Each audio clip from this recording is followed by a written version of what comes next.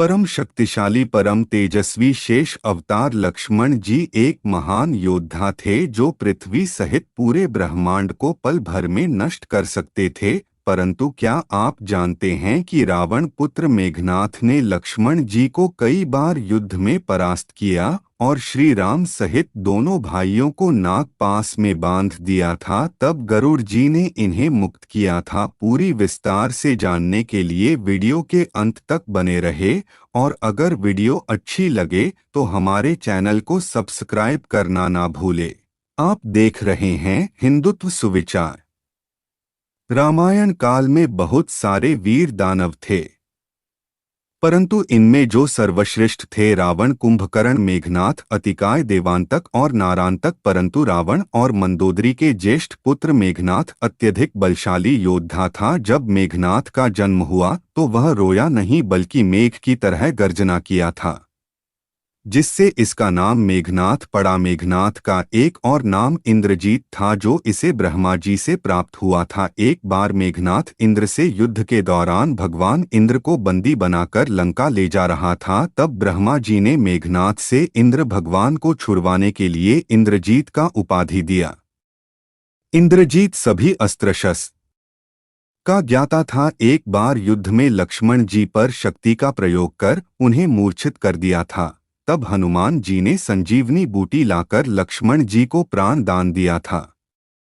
लक्ष्मण जी शेष के अवतार माने गए हैं, फिर भी इंद्रजीत ने बहुत बार लक्ष्मण जी को पराजित किया। एक बार मेघनाथ क्षीरसागर में जाकर शेष जी की पुत्री सुलोचना का हरण करके शेष जी को युद्ध में परास्त किया था। तब भगवान शेष ने ब्रह्मा जी से मेघनाथ के मृत्यु का मार्ग जानने का इच्छा प्रकट की। तब ब्रह्मा जी ने उनको बताया कि इंद्रजीत का वध देव, दानव, यक्ष कोई भी नहीं कर सकता, उसको सिर्फ मानव ही पराजित कर सकता है और उस मानव को 14 वर्ष तक सांसारिक सुख का त्याग कर वन में जीवन बिताना होगा और 14 वर्षों तक सोना नहीं होगा।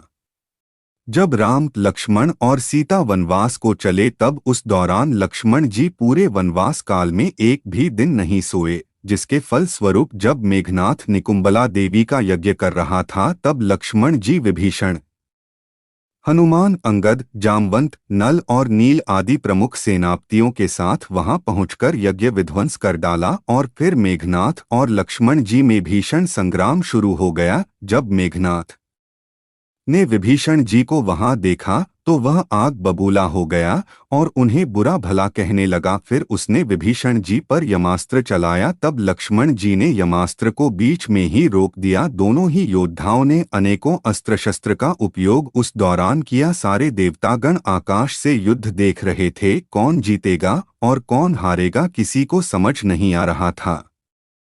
तब इंद्रजीत ने लक्ष्मण जी पर ब्रह्मास्त्र का प्रयोग किया, परंतु ब्रह्मास्त्र निस्तेज होकर लौट गया। फिर इंद्रजीत ने पाशुपतास्त्र चलाया, परंतु पाशुपतास्त्र लक्ष्मण जी को प्रणाम करके लौट गया। फिर इंद्रजीत ने नारायणास्त्र का प्रयोग किया, जो त्रिलोकी की अंतिम शक्ति है, परंतु यह अस्त्र लक्ष्मण जी की प्रदक्षिणा करके लौट आया। जब इंद्रजीत को समझ आ गया कि यह नर नहीं नारायण है, तो वह अपने पिता को समझाने की कोशिश की, परंतु रावण कुछ समझने को तैयार नहीं हुआ। फिर इंद्रजीत युद्ध क्षेत्र में वापस लौट आया और लक्ष्मण जी से पुनः युद्ध करने लगा। फिर धरतीधर ने इंद्रास्त्र का प्रयोग कर मेघनाथ का संहार किया। आज की वीडियो में बस इतना ही। जय श्री राम।